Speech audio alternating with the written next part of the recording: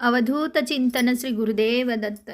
श्री स्वामी समर्थ. बघा, या ठिकाणी मार्गशीर्षचे गुरुवार सुरू होणार आहेत आणि आपल्याला मार्गशीर्षच्या गुरुवारची पूजेची मांडणी या ठिकाणी बघायची आहे. तर सर्वप्रथम बघा, चौरंग घेतलेला आहे मी आणि या चौरंगावर लाल वस्त्र जे आहे ना, माझ्याकडे मी देवांसाठी आणलेलं होतं, त्यातला उरलेला कपडा मी या ठिकाणी ठेवून घेतलेला आहे.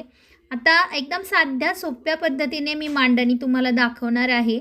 आता हे जे वस्त्र मी ठेवून घेतलेलं आहे, यावर मी चौरंगाचं जे वस्त्र मिळतं ना, ते ठेवून घेतलेलं आहे. कारण की जे होतं माझ्याकडे ते कवर म्हणून समोरून मला खालच्या साईडने तुम्हाला चौरंगाचं वस्त्र दाखवायचं लक्षात नाही. शेवटी संपूर्ण व्हिडिओ दाखवायचं लक्षात नाही. परंतु जिथे पूजा संपली त्या ठिकाणी ही व्हिडिओ संपलेला आहे, त्याबद्दल माफी मागते. आता हे वस्त्र ठेवून घेतल्यानंतर आपल्याला मध्ये गहू किंवा तांदूळ या ठिकाणी ठेवून घ्यायचे आहे. तुमच्याकडे गहू असतील तर गहू ठेवा, तांदूळ असतील तर तांदूळ ठेवा. वस्त्र या ठिकाणी ठेवून घेतल्यानंतर आपल्याला एकदम साध्या पद्धतीने मी पूजा दाखवत आहे, त्याच्यामुळे काहीही काळजी करू नका. आता डिशमध्ये तांदूळ का ठेवले, कारण उचलायला सोपे पडतात आपल्याला. तर माझ्याकडे गहू तांदूळ दोन्ही आहेत, परंतु तांदूळ या ठिकाणी मी ठेवून घेतलेला आहे. त्याच्यावर मी हळदी कुंकू वाहून घेतलेला आहे बघा. आता यावर आपल्याला जो कलश ठेवायचा आहे ना, तो कलश स्वच्छ घासून धुवून घेतलेला आहे.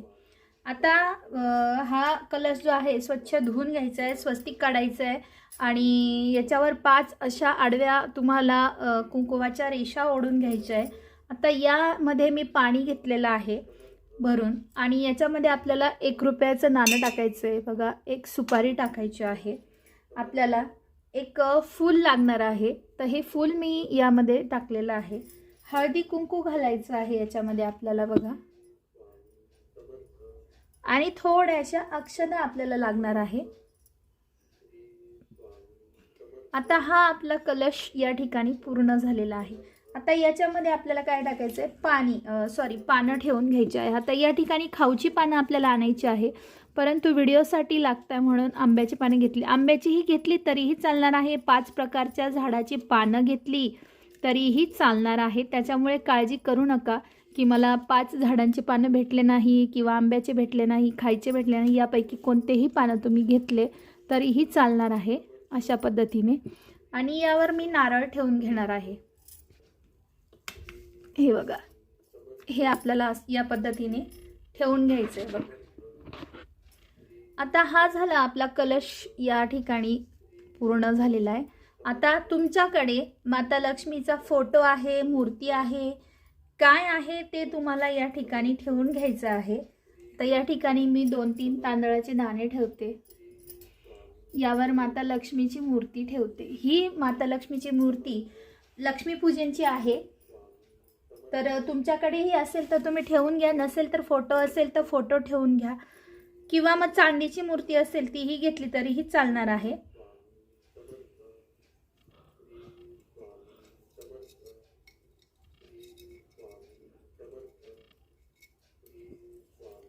जे तुमच्याकडे असेल ते माता लक्ष्मीला घातलं तरीही चालणार आहे.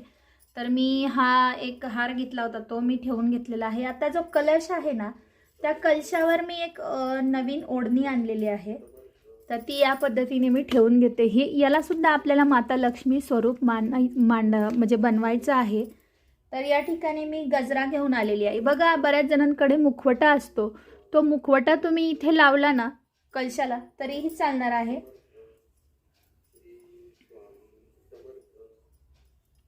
मी गजरे आणले होते, तर बघा गजरे ठेवून घेतलेले आहे. खूप छान वाटतात हे गजरे, तर मी गजरेच ठेवून घेतलेले आहेत बघा. आता हा जो कलश आपण बनवलेला आहे, माता लक्ष्मीने गजरा पाडून दिला.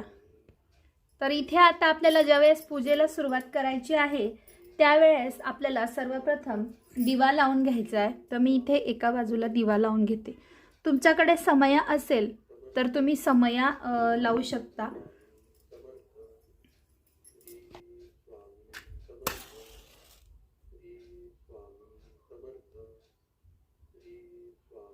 इथे बघा मी दिवा प्रज्वलित करून घेतलेला आहे, कारण आता आपण पूजेला सुरुवात करणार आहोत. आतापर्यंत मी सुरुवातीला होणारी मांडणी तुम्हाला दाखवलेली आहे बघा.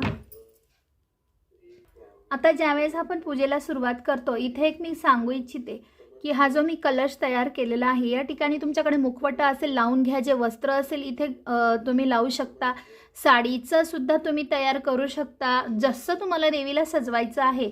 ही अगदी सोपी पद्धत मी सांगितलेली आहे, कारण की कामाला जाणाऱ्या महिलांना इतकं जमत नाही, तर मी एकदम साध्या पद्धतीने दाखवलं आहे. माझ्याकडे माता लक्ष्मीची मूर्ती दिवाळीची होती म्हणून मी ती ठेवलेली आहे. त्यानंतर बघा, आता आपल्याला काय लागणार आहे, महालक्ष्मी व्रतासाठी जे पुस्तक मिळतं, हे बघा या पद्धतीचं हे आपल्याला लागणार आहे. तर आपण या ठिकाणी तात्पुरतं बाजूला ठेवून घेऊ, अजून आपल्याला पूजा मांडायची बाकी आहे. आता सर्वप्रथम पूजेला सुरुवात करताना आपल्याला गणपती बाप्पांना इथे स्थापना करून घ्यायची आहे.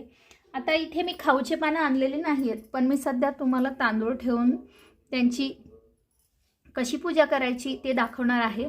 आता गणपती बाप्पांना इथे आपण ठेवून घेऊया. बघा इथे या अगोदर तुम्हाला गणपती बाप्पांना प्राणप्रतिष्ठा करायची आहे. प्राणप्रतिष्ठा करताना एका डिशमध्ये तुम्हाला गणपती बाप्पांना घेऊन त्यांना स्नान घालायचं आहे. तुमच्याकडे जेही अत्तर असेल ते लावून घ्या आणि त्यानंतर तुम्हाला गणपती बाप्पांना इथे ठेवून घ्यायचं आहे. त्यांच्या जागेवर खाऊचं पान ठेवा, थोड्याशा अक्षता ठेवा आणि त्यावर आपल्याला गणपती बाप्पांना ठेवून घ्यायचं आहे. आता गणपती बाप्पांना आपण जे तुमच्याकडे अष्टगंध असेल ते लावून घ्यायचं आहे. या ठिकाणी मी अष्टगंध लावून घेते. यानंतर आपल्याला गणपती बाप्पांना त्यांच्या आवडतीचं फूल व्हायचं आहे. आता फुलं माझ्याकडे झेंडूचे फुलं आहेत, तर मी झेंडूचं फूल ठेवून घेते. बघा, आणि गणपती बाप्पांसाठी आपल्याला गुळ खोबऱ्याचा नैवेद्य लागणार आहे, तर तो गुळ खोबऱ्याचा नैवेद्य सुद्धा मी या ठिकाणी ठेवून घेणार आहे अशा पद्धतीने. आता गणपती बाप्पांसाठी एक हार माझ्याकडे आहे, मोत्यांचा हार, तो मी घालून घेते. इथे मी घालून घेतलेला आहे. आता गणपती बाप्पांना धूप आणि दिवा आपल्याला लावायचा आहे. त्या अगोदर बघा, मला एक सांगायचं आहे की तुमच्याकडे माता लक्ष्मीची जर तुम्ही धनतेरसला मूर्ती घेतली असेल, हे बघा मी ही मूर्ती घेतलेली होती, तर या ठिकाणी मी ही मूर्ती ठेवून घेणार आहे. तांदळामध्ये ठेवते आहे, हे बघा. आणि हा छोटासा, मी सगळ्या छोटे हार आणलेले आहेत माझ्या आवडीप्रमाणे, ते मी घालून घेते. या ठिकाणी माता लक्ष्मीला सुद्धा मी हळदी कुंकू वाहून घेणार आहे.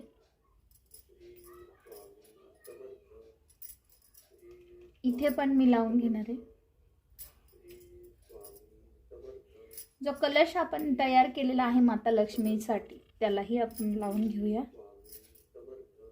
कारण साक्षात माता लक्ष्मीच आपण इथे, माता लक्ष्मीचं रूपच इथे तयार केलेलं असतं. बरेच जण फक्त कलश ठेवत असतात, पण आपण या ठिकाणी आपल्याकडे आहे म्हणून ठेवत आहोत. तर तुमच्याकडे जर श्रीयंत्र असेल तर तुम्ही श्रीयंत्र सुद्धा या ठिकाणी ठेवू शकता. तर बघा, आता मी इथे श्रीयंत्र ठेवणार आहे आणि श्रीयंत्रावर कमळगट्ट्याची माळ मी या ठिकाणी ठेवून घेते. बघा, श्रीयंत्राला सुद्धा तुम्हाला प्राणप्रतिष्ठा करायचं आहे. माता लक्ष्मीच्या मूर्तीला सुद्धा तुम्हाला प्राणप्रतिष्ठा करायची, म्हणजे आंघोळ घालून घ्यायची आहे, अत्तर लावून घ्यायचं आहे, हळदी कुंकू वाहून घ्यायचं आहे. श्रीयंत्राला सुद्धा तसंच करायचं आहे. जे असेल तुमच्याकडे ते ठेवताना तुम्हाला याच पद्धतीने करायचं आहे. आता यांना माता लक्ष्मीला सुद्धा तुम्हाला काय करायचं आहे, फूल वाहून घ्यायचं आहे. जे फुलं असतील तुमच्याकडे ते वाहा, काहीही हरकत नाही की असंच पाहिजे तसंच पाहिजे. जी फुलं मी आणलेली होती ती मी या ठिकाणी वाहून घेणार आहे. गणपती बाप्पाला सुद्धा ठेवते, माता लक्ष्मीला पण ठेवते. दिव्याला पण आपल्याला फूल वाहून घ्यायचं आहे. हे बघा, या ठिकाणी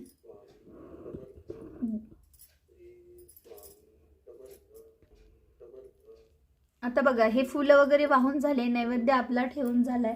माता लक्ष्मीसाठी मी या ठिकाणी खडी साखरेचा नैवेद्य ठेवत आहे. इथे ठेवूया आपण. अगदी साधी सोपी मांडणी केलेली आहे, खूप असं वेगळं काही रचायचं नाही आहे आपल्याला. तुमच्याकडे असेल तर तुम्हाला हा दक्षिणावर्ती शंख ठेवून घ्यायचा आहे या पद्धतीने. आता हे उत्तरेला ठेवायचं इकडे. आता ही जी पूजा आहे ती कोणत्या दिशेने ठेवायची, तर या बाजूला मी घंटी ठेवते. हे उत्तरेकडे किंवा पूर्वेकडे तोंड करून माता लक्ष्मीचं जी आपल्याला ही मांडणी करायची आहे पूजेची, ही पूर्वेला किंवा उत्तरेला आपण करू शकतो. आता या ठिकाणी बघा मी संपूर्ण पूजा मांडून घेतलेली आहे आणि जे आपण दक्षिणावरती शंख घेतलाय त्याला फूल वाहून घेऊया, घंटीलाही फूल वाहून घेऊया.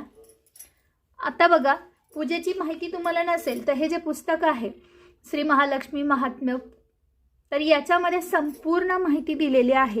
तुम्ही नवीन असाल तर पहिल्या पानावरच इथे व्रत नियम दिलेले आहे, हे एकदा वाचून घ्या. सर्वात महत्त्वाचं गुरुवारी लवकर उठायचे. पूजा कधी करायची असा प्रश्न असेल तर तुम्ही दिवसभरात कधीही करू शकता, पण तुम्हाला वेळ मिळाला सकाळी तर सकाळीही करू शकता.